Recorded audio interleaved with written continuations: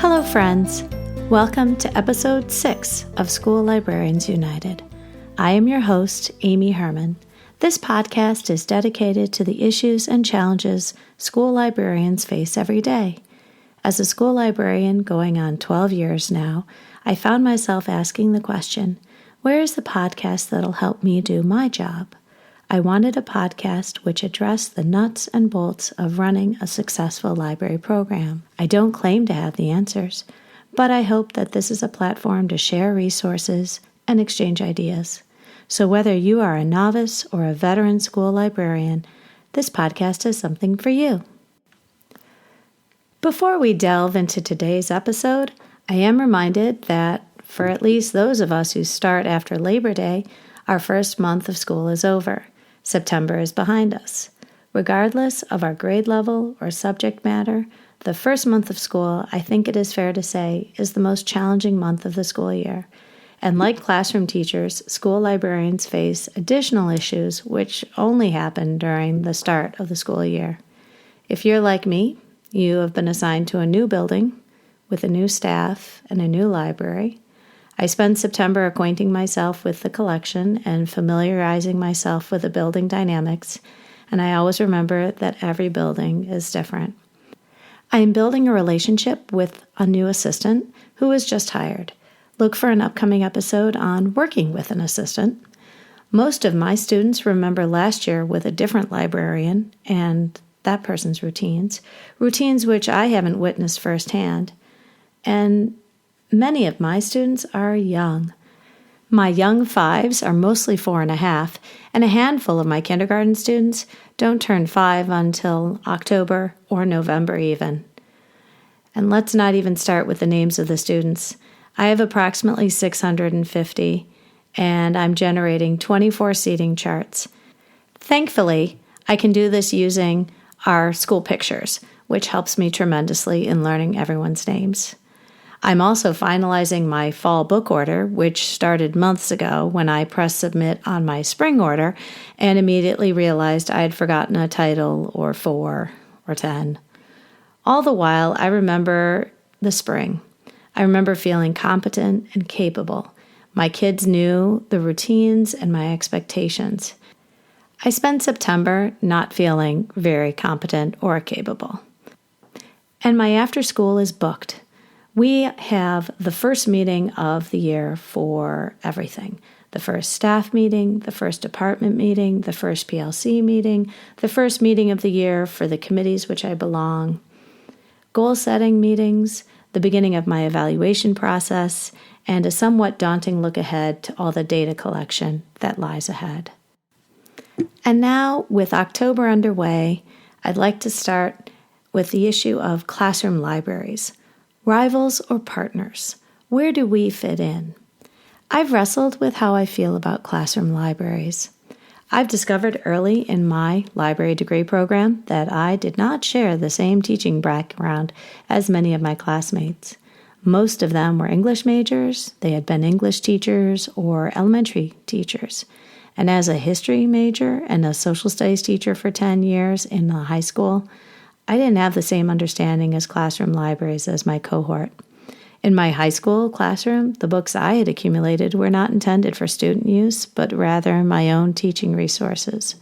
So when I learned as a school librarian that it was common for teachers at the elementary grades and language arts teachers at the high school and middle school level to accumulate their own classroom libraries to lend to their students, I immediately felt inadequate, as if the school library, which was being so thoughtfully tended and nurtured, wasn't sufficient for their needs. As I've researched the subject of classroom libraries for this episode, the more I learn about classroom libraries and the role they play in the dynamic of a student's day, and as a result, the less defensive I feel and more ready I am to partner in this effort.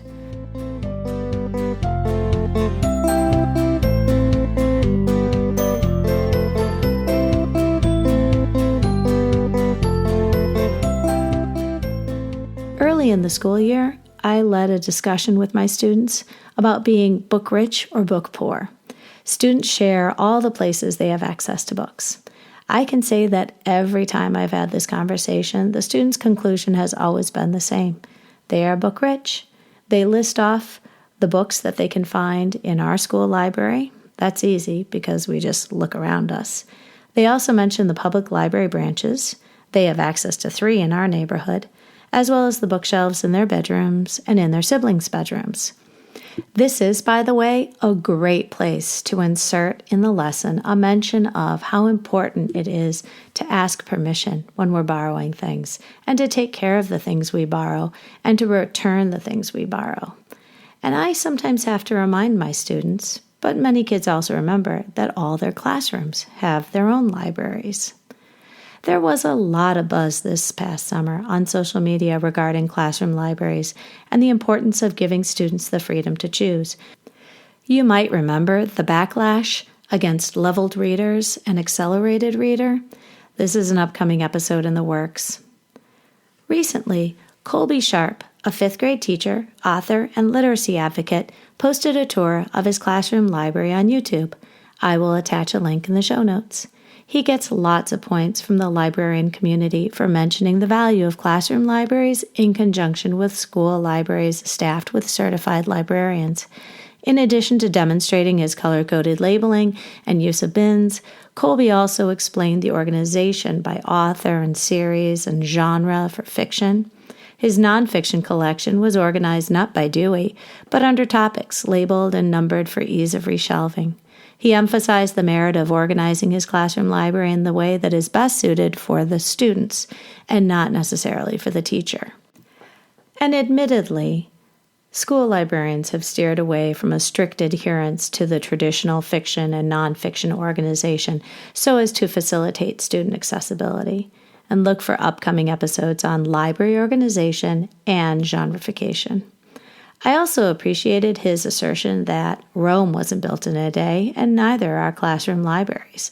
I think this is an especially reassuring message for new hires and teachers who, for whatever reason, find themselves during their teaching careers switching grade levels. Brian Setto McGrath said in his School Library Journal article posted on September 11, 2018, "Love them or hate them, classroom libraries can provide partnership opportunities." And I quote, "But while classroom and school libraries share the larger goal of advancing literacy, they often serve different purposes and budgetary priorities. A classroom library, for instance, may stock multiple copies of popular paperbacks for book clubs and independent reading, while a school librarian may focus on building a deep collection of quality fiction and titles related to the curriculum.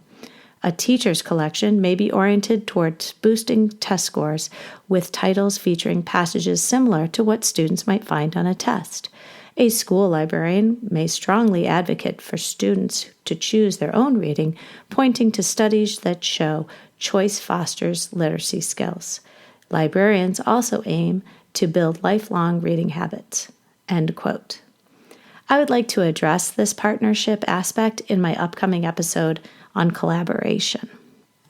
An article in nerdybookclub.wordpress.com dated August 2018 by Principal Jim Bailey was titled, "A Classroom Library. If you build it, they will read." I will attach a link in the show notes. And although he didn't mention the school library in this context, Jim Bailey asserted the benefit of having the immediacy and the access of a classroom library for the students.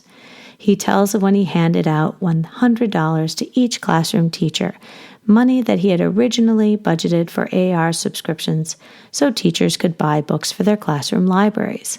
While addressing principals in particular, Jim wrote, quote, "Principals, we need to scrutinize our budget and take a good long look at where our money is spent." This is Jim speaking.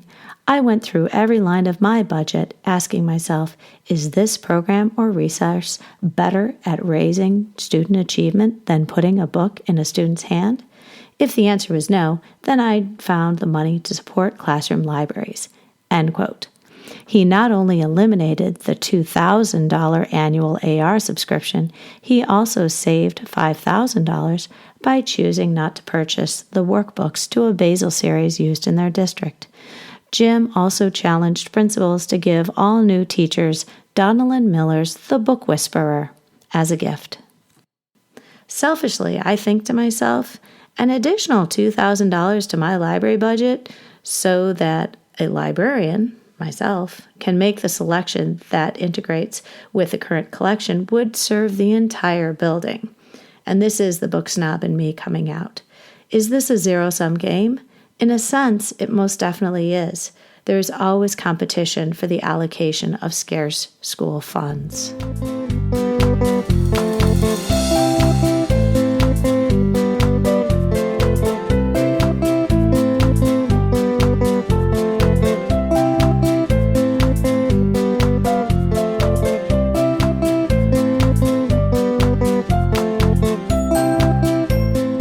I would like to address a quote from Stephanie Harvey and Annie Ward's book, From Striving to Thriving, How to Grow Confident, Capable Readers. They say in regards to classroom libraries, quote, build a library for the readers you expect, customize it for the readers you meet, end quote. Some teachers on Twitter posted pictures of empty bins in their classroom libraries waiting to be filled as they meet and learn about their new students' reading interests and reading levels. To which I would like to respond, that is precisely what school librarians do every day, I would like to scream, in all caps. One of the advantages school libraries have over, say, local public libraries is that our collections are customized for the needs and the interests of our students and staff. I have taught in 8 of the 9 elementary libraries in my district. Each collection is unique. There are some similarities across them, of course, but each library collection reflects the librarian in charge and their purchasing and the preferences of the students and teachers' projects, activities, and field trips in that building. From an Edutopia post, quote, collaborating with your school librarian, 10 ways to work with your highly trained colleagues in a library to enhance literacy instruction, by Jamie Gregory on July 30th, 2018, quote, as you build a classroom library, collaborate with your school librarian to determine which books will ensure diversity and equity. We are professionally trained in building collections with equity, access, and diversity as key components. Your school librarian can supplement your classroom library with a school collection. Ask about ebooks and digital audiobooks, books for display, and mentor anchor texts. End quote. I think the important takeaway from this last quote is that the burden of this collection should not be on the teachers to be providing all of these books in their classroom library, but rather tap the school librarian to supplement what they have with books from the library in the school. And I think all too often classroom teachers assume that this is something they need to do entirely out of their pocket and from their own budget. I think it is also important to mention here the statement position from the National Council of Teachers of English on their statement on classroom libraries dated May 31st, 2017, quote, we support student access to classroom libraries that, 1, offer a wide range of materials to appeal and support the needs of students with different interests and abilities. 2, provide access to multiple resources that reflect diverse perspectives and social identities. And 3, open up opportunities for students, teachers, and school librarians to collaborate on the selections available for student choice and reading. End quote. I find it particularly validating that the National Council of Teachers of English remembered that school librarians are excellent team players in this collaborative effort to provide students choice when it comes to building classroom libraries, and it's definitely worth remembering.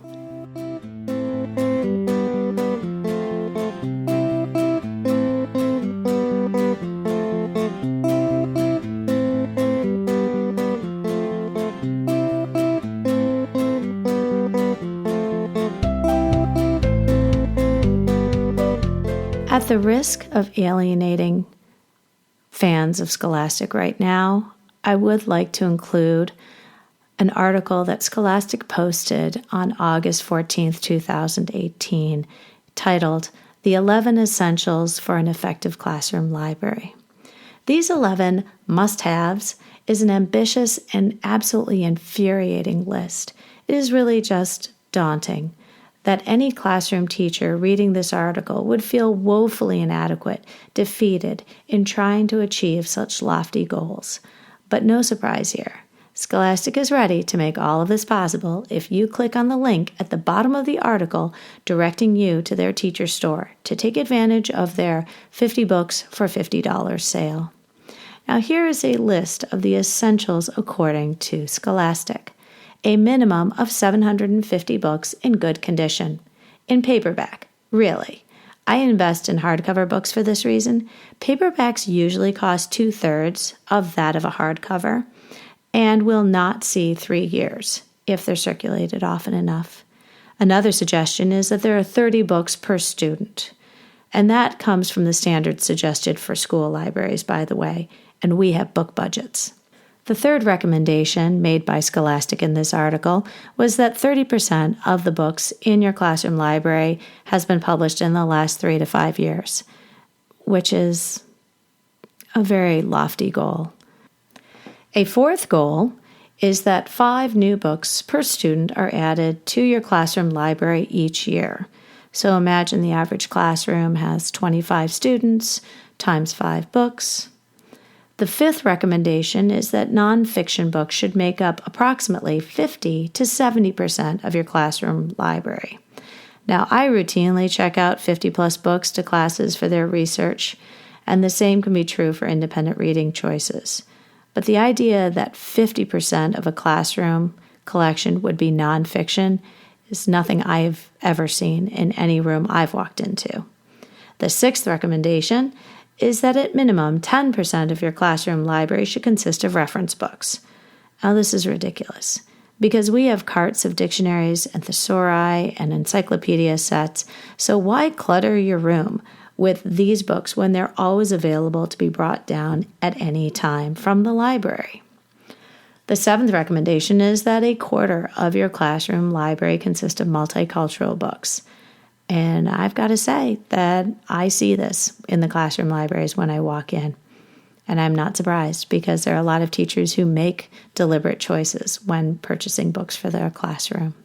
The eighth recommendation is the reading level of your classroom library should expand 2 to 3 years above and below grade level. And of course, they include a handy link to lists for guided reading levels of books published by Scholastic.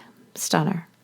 Granted, it isn't unusual to have a quarter to a third read below grade level and the same amount read above, but that's where school libraries can really service students. School librarians can bolster the classroom libraries rather than teachers spending their own money on books for their students. And we can serve their students with considerable reading challenges as well as ESL. The ninth recommendation made by Scholastic in this article was that multiple copies of popular titles and text sets appear in the classroom library so multiple students can read these at the same time. Again, tap your school librarian. We can bring in as many copies as you need at any time. The 10th recommendation made by Scholastic in this article is that classroom libraries include a rich variety of genres, and all students have opportunities to find books that are realistic fiction and historical fiction, fantasy, science fiction, biographies and autobiographies, classics, myths and legends, picture books, reference poetry, comic books, and graphic novels. And finally, the 11th recommendation made by Scholastic to the teachers is that they also have digital texts, ebooks, and multimedia such as interactive whiteboard technology. Why? School libraries have access to digital textbooks and ebooks and audiobooks. I'm not sure why Scholastic feels that their teachers have to have all of this encompassed in their classrooms. Never once was there mention of the school library in this formula for success. Scholastic would have their teachers buy rather than borrow what can likely be found in their school library. Moreover, school libraries have a method of tracking and getting books returned. Many classrooms do not. I am aware of an app which can check books out to students. However, the setup and getting an entire classroom library entered requires concerted effort and considerable time. On a much more positive note, I feel it is really important to mention here a great resource for classroom teachers. Pernille Rip, an author, educator, and creator of the Global Read Aloud, in her blog post, Questions to Assess Our Classroom Library Before Back to School, outlines Librarianship 101 for teachers in critiquing their classroom collections. She explains step by step the organization and the importance of accessibility for students, as well as the importance of weeding. And all too often, we are guilty of accepting donations from well-intentioned parents, and we don't consider the possibility that some or even none of these hand-me-downs are worth having a place in our library. Pernille Rip also addresses the importance of diversity in the collection and the procedures that she uses for checking out from the classroom library. I would highly recommend this post, and I'll include a link in the show notes to any teacher who is evaluating their library at the beginning of the school year. Is this rivalry between school and classroom libraries any different from the perceived competition between the school library and the public neighborhood libraries? Arguably, school librarians have been supporting classroom libraries, and that is where we will begin our next episode, number 7, Collaboration. I would like to thank you for listening today.